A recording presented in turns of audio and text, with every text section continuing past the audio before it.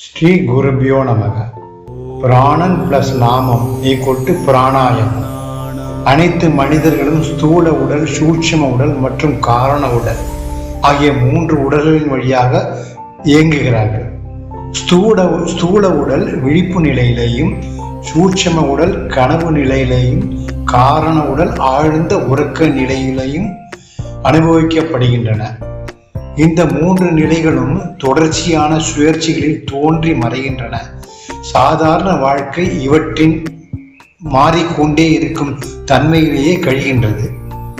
ஆனால் இவை 3ஐயும் கடந்து ஒவ்வொரு உயிரினத்திலும் எப்போதும் நிலைத்திருக்கும் ஒரு நித்தியமான தெய்வீக தத்துவம், அதாவது தூய உணர்வின் ஒரு சூட்சும வடிவம் உள்ளது. அது நிலையானது.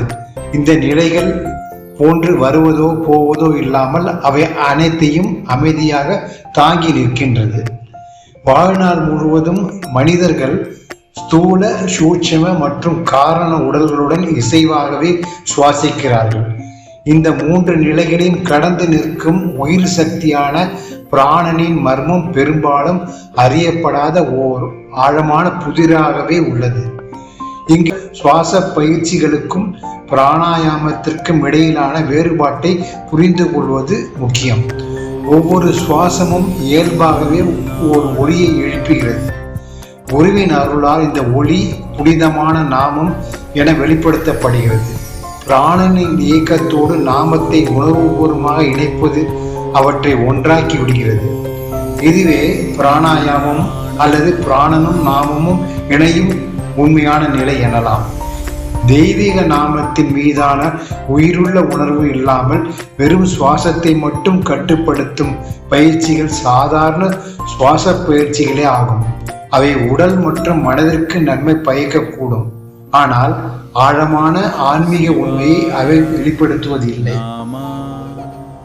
மாறும் உருவத்துடனும் அதற்கு இடப்பட்ட பெயருடனும் வாழ்வதற்கு பதிலாக என்றும் மாறாத பிராணனுடன் அதன் தெய்வீக நாமத்துடன் ஒருவர் இணக்கமாக வாழும்போது பெரும் மாற்றம் ஏற்படுகிறது.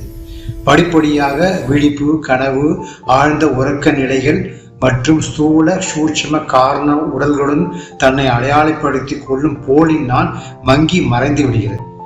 இந்த தவறான அடையாளம் நீங்கும் போது விழிப்பு, கனவு மற்றும் ஆழ்ந்த உறக்கம் ஆகிய மாறிக்கொண்டே இருக்கும் அனுபவங்களை கடந்த 4வது நிலையில், அதாவது துரிய நிலையில் ஒருவர் நிலை பெறுகிறார்.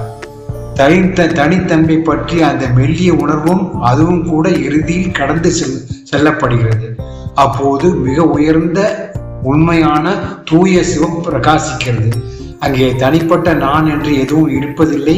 தனிப்பட்ட அகங்காரமாக அல்லாமல் பிரிக்க முடியாத ஒரே உண்மையாக நித்தியமான மற்றும் சுயம் பிரகாசமான நான் மட்டுமே எஞ்சி நிற்கிறது.